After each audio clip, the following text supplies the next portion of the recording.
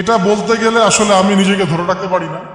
ইসলামের ইতিহাসের সবচাইতে মর্মান্তিক যুদ্ধ হচ্ছে মুতার যুদ্ধ, সবচেয়ে মর্মান্তিক। বদর, উহুদ, খন্দক, খায়বার, যত যুদ্ধ আছে এগুলো যুদ্ধ অনেক বড় মাপের। মুতার যুদ্ধের প্রেক্ষাপট এবং সিচুয়েশনটা সম্পূর্ণ ডিফারেন্ট। এখানে আপনাদেরকে আমি 3 জন শ্রেষ্ঠ বীরের মহাকাব্য শোনাচ্ছি। কয়জন? 3 জন শ্রেষ্ঠ বীর পুরুষের মহাকাব্য। নবী সাল্লাল্লাহু আলাইহি ওয়াসাল্লাম একজন সাহাবীকে পাঠালেন, তার নাম হচ্ছে হারিস বিন উবাইদা। কি নাম বলেন? হারিস বিন উবাইদা, তুমি এই চিঠিটা নিয়ে যাও। এটা তো মদিনা রাষ্ট্র কায়েম হওয়ার পরের কথা, একদম নবম হিজরতের 8ম বছরের দিকের কথা আর কি। তখন ততদিন হুদাইবিয়ার সন্ধিও হয়ে গেছে এবং কাজা উমরা আদায় হয়ে গেছে এবং খায়বার যুদ্ধ জয় হয়ে গেছে। খায়বারের পরের কথা এটা, যে হারিস বিন উবাইদা তুমি এই চিঠিটা নিয়ে যাও, ওই রোমকদের কাছে যাও। তখন তো সুপার পাওয়ার 2টা, রোমানরা এবং পার্সিয়ানরা। তো এখনকার ওই যে এই কন্টিনেন্টের ন্যাটো আর ওই কন্টিনেন্টের চায়না, রাশিয়ার মতো যেতে পারতেছে। তো সে গেল ওখানে। সুরাহবিল আল গাসসানি একজন শাসক ছিলেন ওইখানকার সিরিয়ার। তো সে ওই চিঠিটা দেখে বলতেছে যে আচ্ছা ঠিক আছে, বসো, দেখি কি করা যায়। চিঠিতে লিখা আছে ইসলাম কবুল করেন, আল্লাহ পাক শান্তি বর্ষণ করবেন, আসলিম তসলিম। ওই যে নবী সাল্লাল্লাহু আলাইহি ওয়াসাল্লাম চিঠি আছে না একটা রাষ্ট্রপ্রধানদের কাছে, তো সে চিঠি পড়ে উদ্ধত আচরণ। আমি এখানকার আমির, আমাকে ওই মক্কার মেষপালকরা চিঠি পাঠায়? তো কে চিঠি নিয়ে আসছে? যে হারিস বিন উবাইদা। আচ্ছা, ওকে বসাও। হারিস বিন উবাইদা রাদিয়াল্লাহু আনহুকে রাষ্ট্রদূত, কিন্তু তিনি রাষ্ট্রদূতকে তারা নির্মমভাবে হত্যা করল। কথা বুঝতে পারছেন? এবার নবী সাল্লাল্লাহু আলাইহি ওয়াসাল্লামের কাছে খবর যখন আসছে রাষ্ট্রদূতকে হত্যা করেছে। আমার সাহাবীকে, কয়জন সাহাবীকে হত্যা করেছে? 10 জন, 20 জন, 100 জন না একজন সাহাবীকে হত্যা করার প্রতিশোধ নেওয়ার জন্য নবী সাল্লাল্লাহু আলাইহি ওয়াসাল্লাম 3000 বাহিনীর একটা জিহাদি কাফেলা তৈরি করলেন। 3000 বাহিনী কাফেলায় তিনি নিজে নেতৃত্ব না দিয়ে বললেন যে এই কাফেলার নেতৃত্ব দিবে আমার প্রিয় ভাজন, তাকে তার পালক পুত্র বলা হতো এক সময়, যায়েদ ইবনে হারেসা রাদিয়াল্লাহু আনহু। কোন যায়েদ? তায়েফের সফরের সঙ্গী, তায়েফের সফরের একজন সাহাবী তার সাথে ছিল, তার নাম যায়েদ ইবনে হারেসা। যখন তায়েফবাসী নবীজিকে মারছিলেন, যায়েদ ইবনে হারেসা রাদিয়াল্লাহু আনহু তার বুক দিয়ে নবীকে জড়ায় ধরেছিলেন যে আমার গায়ে আঘাত লাগুক, তার গায়ে না লাগুক। এই সাহাবী যায়েদ ইবনে হারেসা রাদিয়াল্লাহু আনহু, তাকে পতাকা দিয়ে বললেন এই মুতার যুদ্ধের আমির হচ্ছে যায়েদ ইবনে হারেসা। যদি যায়েদ ইবনে হারেসা শহীদ হয় তাহলে পতাকা বহন করবে জাফর ইবনে আবি তালেব, আমার চাচাতো ভাই। কোন জাফর? যিনি আবিসিনিয়ায় গিয়েছিলেন মুসলিমদেরকে নিয়ে হিজরত করতে, মনে আছে? যিনি বাদশাহ নাজাশির সামনে কুরআন তেলাওয়াত করার, সূরা মারিয়াম তেলাওয়াত করার কারণে বাদশাহ নাজাশির চোখ দিয়ে দরদর করে পানি পড়তে শুরু করেছে। ওই বাদশাহ নাজাশিও পরে ইসলাম কবুল করেছে, আলহামদুলিল্লাহ। জাফর রাদিয়াল্লাহু আনহু পতাকা বহন করবে যদি যায়েদ ইবনে হারেসা শহীদ হয়। এরপরে যদি জাফরও শহীদ হয়, পতাকা বহন করবে আমার আরেক প্রিয় ভাজন সাহাবী আব্দুল্লাহ বিন রাওয়াহা রাদিয়াল্লাহু আনহু। আব্দুল্লাহ বিন রাওয়াহা রাদিয়াল্লাহু, যাকে যে কোনো মুহূর্তে যদি বলতেন ইসলাম নিয়ে একটা শের বলেন, একটা কবিতা বলেন, ইনস্ট্যান্ট তিনি শের বলে ফেলতে পারতেন। এত সুন্দর, এত উন্নত কাব্য প্রতিভা ছিল তার মধ্যে। এই নষ্ট সংস্কৃতি না, তাদের সংস্কৃতি ছিল একেবারে খাঁটি তাওহীদের সংস্কৃতি। এমনকি কাবা তাওয়াফ করছেন যিনি, তখন কাবা তাওয়াফ করছেন বিদায় কাজা উমরা আদায় করার সময় নবীর সামনে সামনে তিনি ঘুরছেন এবং আবৃত্তি করছিলেন একটা কবিতা কাফেরদেরকে আঘাত করার জন্য। এই কাফেররা দেখো, তোমরা যাকে বের করে দিয়েছিলে তিনি আজকে সসম্মান এখানে ঘুরতেছেন। ওমর রাদিয়াল্লাহু আনহু বলছিলেন যে কাবা তাওয়াফ করার সময় তুমি এগুলো বলছো? নবীজি বলেন ওকে ছেড়ে দাও, সে এমন বাক্য তিলাওয়াত করতেছে, এমন বাক্য সে চয়ন করেছে যেগুলো কাফেরের অন্তরে বর্ষার চাইতেও বেশি বিদ্ধ হচ্ছে, তাকে বলতে দাও। এই হলো আব্দুল্লাহ বিন রাওয়াহা রাদিয়াল্লাহু আনহু, নবীজির অত্যন্ত প্রিয় ভাজন সাহাবী। আব্দুল্লাহ বিন রাওয়াহা যদি শহীদ হয় তাহলে তোমরা তোমাদের মধ্য থেকে একজনকে আমির নিযুক্ত করে নিও। সাহাবীরা বুঝে ফেললেন এই সফরে আমরা তিনজনই শহীদ হতে যাচ্ছি, কারণ একটা সফরে কখনো তিনজন আমিরের প্রয়োজন হয় না, হয় না। এবার তারা গেলেন, তারা কখনো আশাও করেন নাই ওখানে যা দেখবেন। ওখানে গিয়ে দেখলেন যে 1 লক্ষ রোমান সৈন্য সামনে এসে দাঁড়িয়েছে। কত লক্ষ? এবং একেবারে ফুল প্রশিক্ষিত, একদম ফুল আর্মড ফোর্স। আর এর সাথে তাদের সাহায্যকারী দলেও আছে আরো 1 লক্ষ সৈন্য। মোট কয় লক্ষ? এদিকে কতজন? যুদ্ধ হওয়া সম্ভব? আসলে কি সম্ভব? সম্ভব না। যুদ্ধ কিন্তু সম্ভব না। আমরা তো আগে সংখ্যা গরিষ্ঠ হওয়ার কথা চিন্তা করি। কোন যুদ্ধে ইসলাম সংখ্যা গরিষ্ঠতা দিয়ে জিতে নাই।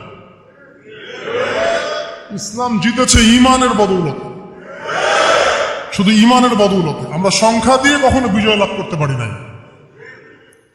এখন এবার সাহাবীরা মাশওয়ারা করতেছেন রাত্রেবেলা, আমরা কি করব? কালকে যুদ্ধ করব, নাকি মদিনায় ফিরে যাব, নাকি রাসূলকে খবর পাঠাবো, নাকি কোনো বিকল্প ফোর্স নিয়ে আসার ব্যবস্থা করব, কি করব? তখন সাহাবী, ওই যে বললাম আব্দুল্লাহ বিন রাওয়াহা রাদিয়াল্লাহু আনহু দাঁড়ালেন। তরুণ সাহাবী, আপনাদেরকে বলতেছে, তরুণ সাহাবী দাঁড়িয়ে বলছেন যে, হে আমার ভাইয়েরা, আমরা এখানে কি জন্য এসেছি? হয় আমরা এই যুদ্ধ করব, শহীদ হব, না হলে আমরা গাজী হব। আর আপনারা যে বিষয়টাকে ভয় করছেন, আসলে কিন্তু আমরা সেটা পাওয়ার জন্যই এসেছি, তার নাম শাহাদাত। আপনারা যেটাকে ভয় করছেন যে আমরা এখানে গেলে মারা যাব, ওটার জন্যই তো আমরা এত দূরে এসেছি। আমরা গাজী হই অথবা শহীদ হই, আমাদের জন্য আজর আল্লাহর কাছে লেখা থাকবে। তো তার এই এমন ঈমানদীপ্ত ছিল ভাষণটা, আমি তো ওটা বলতে পারলাম না, আরবিতে তিনি বলেছেন। এতে উৎফুল্ল হয়ে বা ইন্সপায়ার্ড হয়ে সাহাবীরা আর দ্বিতীয়বার ভাবলেন না, ঠিক আছে কালকে যুদ্ধ। এবার পরের দিন যুদ্ধ শুরু হল। এটা কি সম্ভব যুদ্ধ? প্রথমে যায়েদ ইবনে হারেসা রাদিয়াল্লাহু আনহু পতাকা নিয়ে ঘোড়া ছুটা আগায় যাচ্ছে, এবং একটা আঘাতও পিছন থেকে করার সাহস হচ্ছে না তাদের। সব আঘাত তারা সামন থেকে করছে।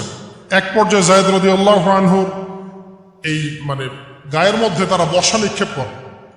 বর্ষা তো আগেকার বড় বড় বল্লম বর্ষা ছিল, এবং একটা বর্ষা তার গায়ে যখন লাগে তিনি পড়ে যান, এবং এই অবস্থা আস্তে আস্তে তার শাহাদাত হয়।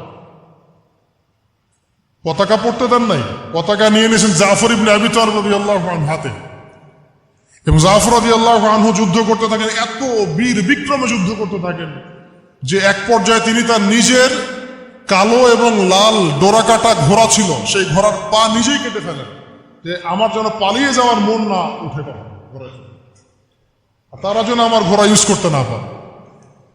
সাহাবীরা বলছেন তার শাহাদাতের পরে তার বডির মধ্যে আমরা এরকম 50টা থেকে 60টা এরকম আঘাতের দাগ দেখেছি। একটাও দেহের পিছনে ছিল না, সব সামনে ছিল। যুদ্ধ করতে করতে এক পর্যায়ে তার ডান হাতটা কেটে পড়ে যায়। এরপরে তিনি বাম হাতে পতাকা উঠায় নেন, কাফেররা বাম হাতটাও কেটে ফেলে। এরপরে তিনি বুকের সাথে পতাকাটাকে এইভাবে জড়িয়ে রাখেন, বুকের সাথে পতাকাটাকে এইভাবে জড়িয়ে রাখেন, পতাকা পড়তে দেন নাই। একজন রোমান সৈন্য তাকে আঘাত করে এবং তার দেহটা দ্বিখণ্ডিত হয়ে যায়। এই খবর নবী সাল্লাল্লাহু আলাইহি ওয়াসাল্লাম ওই মদিনায় বসে বসেই পাচ্ছিলেন। তিনি বললেন, এই মাত্র যায়েদ শহীদ হলো, এই মাত্র জাফর শহীদ হলো। একটু তিনি কান্নার ভাব চলে আসলো। একটু পরে নবীজি হেসে দিলেন। সাহাবীরা বলছেন, আপনি হাসছেন কেন ইয়া রাসূলুল্লাহ? তিনি বলছেন যে জাফর এর ডান হাত প্রথমে কেটে গেছে, তারপর বাম হাত কেটে গেছে। আল্লাহ রাব্বুল আলামিন তাকে এই 2টা কাটা হাতের বিনিময়ে জান্নাতে 2টা বড় বড় পাখা দিয়েছে। এইটা দিয়ে তিনি জান্নাতে ঘুরে বেড়াচ্ছেন আর ফল খাচ্ছেন। তার নাম হয়ে গেল জাফর আত-তাইয়ার, জাফর আত-তাইয়ার, পাখাওয়াল। এরপরে পতাকা হাতে নিলেন সেই আব্দুল্লাহ বিন রাওয়াহা রাদিয়াল্লাহু আনহু। তিনিও তো বীর বিক্রমে যুদ্ধ করতে লাগলেন। এক পর্যায়ে তিনি একটু কান্না করেছিলেন। সাহাবীরা বলছেন আপনি কি ভয় কান্না করতেছেন? জি না, আমি ভয় কান্না করছি না, বরং কোরআনের একটা আয়াত আমার মাথায় আসছে বলে আমি কান্না করছি।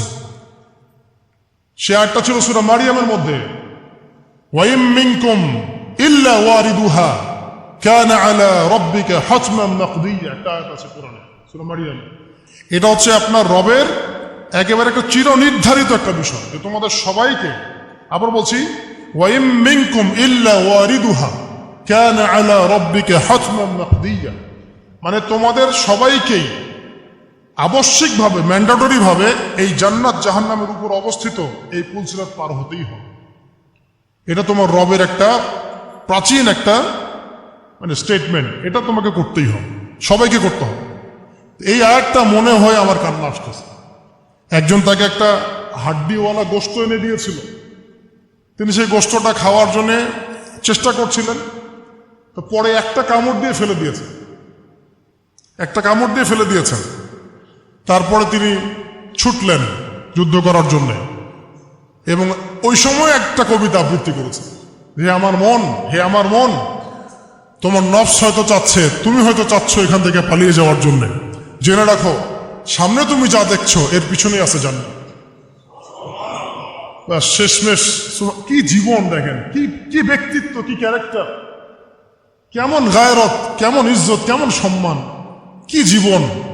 এরপরে তিনিও শহীদ হলেন, পতাকা হাতে তুলে নিলেন আল্লাহর বীর খালেদ বিন ওয়ালিদ রাদিয়াল্লাহু আনহু, তাকে পতাকা দেওয়া হল। তিনি কিন্তু নতুন মুসলিম হয়েছেন। উহুদের যুদ্ধের যে ক্রাইসিস, এটা কিন্তু তার হাতে। কাজা উমরা আদায় করতে গিয়ে নবীজি চিঠি লিখে দিয়েছেন, ছোট্ট করে একটা, একজনের দ্বারা লিখিয়েছেন যে খালিদকে চিঠিটা পৌঁছে দিও। ওখানে লেখা আছে, খালিদ তুমি যদি কাফেরদের পক্ষ অবলম্বন না করে মুসলিমদের পক্ষ নিতা কতই না ভালো। ঠিক আছে, এই একটা লিখা একটা চিঠি খালিদ রাদিয়াল্লাহু আনহু একবারে কলিজাটা কাঁপায় ফেলছে। তিনি মক্কা থেকে মদিনায় গিয়ে নিজে ইসলাম কবুল করে আসছেন, এবং নবী সাল্লাল্লাহু আলাইহি ওয়াসাল্লাম তাকে কিন্তু আন্ডারস্টিমেট করেন নাই। তার হাতে উল্টা তরোয়াল উঠাই দিয়ে বলছেন যে আজকে থেকে এই তরোয়াল তোমার, এবং তোমার নাম হচ্ছে সাইফুল্লাহ, তুমি আল্লাহর তরবারি। এরপর থেকে তিনি প্রায় ৮০-৯০টা যুদ্ধ করেছেন, সবগুলোতে জয়লাভ করেছেন। ওই খালিদ রাদিয়াল্লাহু আনহু পতাকা তুলে নেন মোতার যুদ্ধে। তারপরে সিরাতের মধ্যে আসছে, তিনি বলছেন নিজের ভাষায় যে ওই দিন আমার হাতে ৯টা তরোয়াল ভেঙে গেছে। যুদ্ধ করতে করতে করতে করতে ওই দিন আমার হাতে ৯টা তরোয়াল ভেঙে গেছে। তিনি ছিলেন যুদ্ধ কৌশল অত্যন্ত পারদর্শী, হুটে হাটে কোনো কাজ করতেন, অনেক পারদর্শী। তিনি ডানের সৈন্যকে বামে নিয়ে আসছেন, বামেরটাকে ডানে নিয়ে গেছেন, সামনেটাকে পিছনে নিয়ে আসছেন, পিছনেটাকে সামনে নিয়েছেন। বর্ষা যারা ছিল তাদেরকে পিছনে নিয়ে আসছেন, তীরন্দাজদেরকে সামনে দিয়েছেন, মানে ওদেরকে ভেবা চাকা খাওয়াই দিয়েছেন যে ওরা মনে করতেছে এরা মনে হয় অনেক, হ্যাঁ এরা মনে হয় আরো বিকল্প ফোর্স নিয়ে আসছে মনে হয়। তো ওরা আস্তে আস্তে পিছনের দিকে যাওয়া শুরু করতেছে, আর এদিকে মুসলিমরা একটু একটু করে সেফ জোনে আসার চেষ্টা করতেছে পিছনের দিকে। ওরা ভাবতেছে পিছনের সামনে যদি আগাই হয়তো পিছন থেকে ওরা আরো সৈন্য নিয়ে আসছে, আমাদেরকে আক্রমণ করবে। এই আল্লাহ পাক ভয় চাপাই দিলেন, এরা পালায় চলে গেল। ৩,০০০ সৈন্য নিয়ে ২ লক্ষ সৈন্যকে পরাজিত করা হয়েছে। খালিদ রাদিয়াল্লাহু আনহু বললেন আমার হাতে সেই দিন ৯টা তরোয়াল ভেঙেছে, আর শেষমেশ ছোট্ট একটা ইয়েমেনি চাকু দিয়ে আমি যুদ্ধ করছি। তাহলে চিন্তা করেন কত কাফের মারা গেছে। আর মুসলিমদের মধ্যে মাত্র ১২ জন সাহাবী শহীদ হয়েছে, মাত্র ১২ জনকে তারা মারতে পারছে, বাকিদেরকে মারতে পারেনি। এইগুলো হচ্ছে মহাকাব্য, জাজল্যমান মহাকাব্য, যেগুলো আমাদের এই প্রজন্মকে জানানো উচিত এবং আপনাদের মাথায় থাকা উচিত। প্রত্যেকটা সংগ্রাম, প্রত্যেকটা বিপ্লব, প্রত্যেকটা অভ্যুত্থানের পিছনে যেন থাকে আল্লাহর সন্তুষ্টি, আল্লাহর দিন কায়েমের চেষ্টা, আল্লাহর দিনের খেদমতের চেষ্টা এবং ইনসাফ প্রতিষ্ঠার চেষ্টা, এবং জালেমের বিরুদ্ধে আমাদের অবস্থান সবসময় শক্ত থাকবে ইনশাআল্লাহ। এরকম অনেক ঘটনা আছে, আমি আজকে আর বলার সুযোগ পেলাম না। ইনশাআল্লাহ আরো একদিন আল্লাহ যদি তৌফিক দেন ইনশাআল্লাহ তাআলা আমি আপনাদের সাথে আবার এগুলো ডিসকাশন করবো ইনশাআল্লাহ। তো শেষ করার আগে আমি জাস্ট ২-১টা নাম উচ্চারণ করতেছি। সেটা হচ্ছে আমার খুব পছন্দের একজন ব্যক্তিত্ব, ইমাম হুসাইন রাদিয়াল্লাহু আনহু। নাম মনে আছে না? তার কারবালার মাঠের ঘটনা আপনারা জানেন। এইগুলো মহাকাব্য, তিনি সপরিবারে নিহত হলেন, শেষ পর্যন্ত কিন্তু আত্মসমর্পণ করেন না। করেছেন? তিনি প্রস্তাব দিলেন, আমাকে ছেড়ে দাও, আমি মদিনায় চলে যাই, আমাকে ছেড়ে দাও, আমি মক্কায় চলে যাই, ছেড়ে দাও আমাকে, আমি কোনো সীমান্তে চলে যাই, সেখানে জিহাদ করে শহীদ হই। তারা কিন্তু সুযোগ দেয় নাই। আমাকে বলেন, যারা তাকে আক্রমণ করেছিল তারা কি কালিমা পড়া মুসলমান ছিল না? বলেন, তারা কি কাফের ছিল? তাহলে এখন কি ইমাম হোসেন যে এখানে প্রতিবাদ করলেন, হাতে অস্ত্র উঠিয়ে নিয়ে যুদ্ধ করে শেষ পর্যন্ত শহীদ হলেন, তার যুদ্ধটা কি সন্ত্রাসী কর্মকাণ্ড ছিল? ঠিক অনেকে আছে আমাদের সমাজে, তারা মনে করে যে মুসলিমরা যতই পাপ করুক না কেন ওদেরকে কিছুই বলা যাবে না। এমন একটা কনসেপ্ট আমাদের সমাজে আছে, মুসলিম তারা ভাই কালিমা পড়ছে, লা ইলাহা ইল্লাল্লাহ বলছে, তাকে আপনি কেন এইভাবে চার্জ করেন? আরে কালিমা তো আব্দুল্লাহ বিন উবাইও পড়েছিল। আব্দুল্লাহ বিন উবাই কি কালিমা পড়ে নাই? তাহলে কি আপনি তাকে মুমিন বলে গণ্য করবেন? মনে রাখবেন একটা কথা, যাকে তাকে কোনো ক্ষুদ্র বিষয়ে কাফেরও যেমন বলা যাবে না, আবার যাকে তাকে মুসলমানও বলা যাবে না। এটা বুঝতে হবে আমাদেরকে, ঈমান ভঙ্গের কারণগুলো আমাদেরকে শিখতে হবে। যে যাকে তাকে যেমন আমরা কাফের তাকফির করব না, ঠিক একইভাবে যাকে তাকে মুসলমান, পাক্কা মুসলমানও বলা যাবে না। আল্লাহ পাক আমাদেরকে বোঝার তৌফিক দান করেন। ঠিক এইভাবেই উমর রাদিয়াল্লাহু আনহু একদিন ফজরের নামাজে দাঁড়িয়ে কিরাত করছেন, পিছনে এক দাস, এই ফাইরুজ আবু লুলু একেবারে ধারাল ছুরি দিয়ে উমর রাদিয়াল্লাহু আনহুকে 2-3টা আঘাত করলো। উমর রাদিয়াল্লাহু আনহু শহীদ হলেন। এগুলো মহাকাব্য রচিত হয়েছে, কারণ ইসলামের বীর সিংহদেরকে কেউ আসলে সামন থেকে মারতে পারে না। কথা বুঝতে পারছেন? ওইভাবে চোরাগপ্তই মারতে হয়েছে। আল্লাহর কসম, উমর রাদিয়াল্লাহু আনহু যে জায়গায় শাহাদত বরণ করছেন ওই জায়গায় আমি দাঁড়াইছিলাম, ওই জায়গাতে আমি দেখে আসছি কোন জায়গায় তাকে শাহাদত বরণ করা হয়েছে। ওখানে ওইসব জায়গাগুলো জিয়ারা করলেও মনের মধ্যে এই চেতনাগুলো জাগ্রত। সুবহানাল্লাহ। আলী ইবনে আবি তালেব কুফার মসজিদে যাচ্ছেন, রাস্তায় এক ব্যক্তি তাকে চোরাগোপ্ত হামলা চালিয়ে তাকে হত্যা করেছে। আল্লাহর বীর সৈন্যদেরকে কেউ সামন থেকে আঘাত করার সুযোগ পায় না। তো এগুলো হচ্ছে মহাকাব্য, জাজল্যমান মহাকাব্য। আরেকজন ব্যক্তির কথা বলে শেষ করে দিচ্ছি, অনেক আছে ভাই, বলতে থাকলে অনেক সময় লাগবে। রাজি একটা জায়গার নাম, ওখান থেকে কিছু লোক আসছে, এসে বলছে, ইয়া রাসূলুল্লাহ, আপনি আপনার কিছু সাহাবীকে পাঠান, আমরা ইসলাম কবুল করবো। ট্র্যাপ। আপনারা কেউ ভালো করে খেয়াল রাখবেন এগুলা, যে কেউ যখন তখন যাই বলবে হ্যাঁ করতে যাবেন না। মানুষের কথার পিছনে, ওদের কাজের পিছনে উদ্দেশ্য বোঝার চেষ্টা করবেন, ঠিক আছে? সবসময় কিন্তু আবেগে ভাসতে হবে না। আমরা কিন্তু এই জায়গায় ভুল করতেছি, অনেক ভুল হচ্ছে মাঝখানে। আমরা বিনয়ের সাথেই তাদেরকে বলবো যে উলামায়ে কেরামদের সাথে মাশওয়ারা করে সিদ্ধান্ত নিতে, তাহলে ইনশাল্লাহ ভুলটা কম হবে ইনশাল্লাহ, ঠিক আছে? তো নবীজি 10 জনকে পাঠালেন, তারা দাওয়াত তো কবুল করেই নাই, হঠাৎ রাজি নামক জায়গায় তাদেরকে ঘিরে ফেললো। ঘিরে ফেলে 3 নিক্ষেপ করে 10 জন সাহাবী 7 জনকে শহীদ করে ফেলল। ট্র্যাপে। মানে এমনও আছে যে ওয়াজ মাহফিলে ডেকে মানুষ অনেক আলেমদেরকে মানে খারাপ কিছু করে ফেলেছে। হ্যাঁ, এরকম হিস্ট্রি আছে। তো সতর্ক থাকতে হবে, সতর্ক থাকার চেষ্টা করে। এখন 3 জন সাহাবী যুদ্ধ চালিয়ে যাচ্ছেন, তারপরেও তার মধ্যে একজন হচ্ছেন খুবাইব রাদিয়াল্লাহু আনহু। কি নাম বলেন? খুবাইব রাদিয়াল্লাহু আনহু। খুবাইব রাদিয়াল্লাহু আনহুকে এক পর্যায়ে মানে আর কতক্ষণ পারা যায়, 100 জন ঘিরে ফেলছে, আমরা 10 জন, 7 জন শহীদ হয়ে গেছে, 3 জন বাকি আছে, কতক্ষণ পারা যায়? তো তারা বললো যে তোমরা পাহাড় থেকে নেমে আসো, তোমাদেরকে ছেড়ে দিব। 3 জন মাশওয়ারা করছেন, না নামা যাবেন, নামলে কিন্তু ওরা আমাদের ধরে ফেলবে। তারপরে বাধ্য হয়ে এক পর্যায়ে নামতে হয়েছে। নামার সাথে সাথেই একজনকে তারা মেরে ফেলছে, বাকি 2 জনকে তারা মক্কায় বিক্রি করে দিয়েছে। ওই মক্কার 2 জনের মধ্যে একজন হচ্ছেন খুবাইব রাদিয়াল্লাহু আনহু। কি নাম? খুবাইব রাদিয়াল্লাহু আনহু। আরেকজনের নাম আসিম রাদিয়াল্লাহু আনহু। আসিম রাদিয়াল্লাহু আনহুকেও তারা হত্যা করেছে এবং তার লাশটাকে বিকৃত করার চেষ্টা করেছিল। কিন্তু আসিম রাদিয়াল্লাহু আনহু ওই সময় দোয়া করেছিলেন, আল্লাহ, আমার লাশকে কোনো কাফেরের হাতে বিকৃত হতে তুমি দিও না। যুদ্ধ করতে করতে কথাটা বলেছেন, কারণ তিনি বুঝতে পারছেন যে 100 জন ঘিরে ফেলছে। ওদের একটা ট্রেডিশন ছিল লাশ বিকৃত করা, যে আল্লাহ আমার লাশটাকে তুমি কোনো কাফেরের হাতে বিকৃত করতে দিও না। তখন আল্লাহ রাব্বুল আলামিন তার শাহাদাতে পড়ে এক ঝাঁক ভেমরুল পাঠায় দেন, তারা তার গায়ের উপর বসে পড়ে, কোনো কাফের তাকে হাত দিতে পারে না। আল্লাহ পাক এভাবে সাহায্য করে। আর এইদিকে খুবাইব রাদিয়াল্লাহু আনহুকে বিক্রি করে দেওয়া হলো মক্কায়, তাকে জেলখানা রাখা হচ্ছে। তো খুবাইব রাদিয়াল্লাহু আনহু জেলখানায় বসে আছেন, এটা একটু শুনেন আপনারা। জেলখানায় বসে আছেন, তার খুরের কাজের প্রয়োজন হয়েছে। ছেলেদের প্রয়োজন হয় না?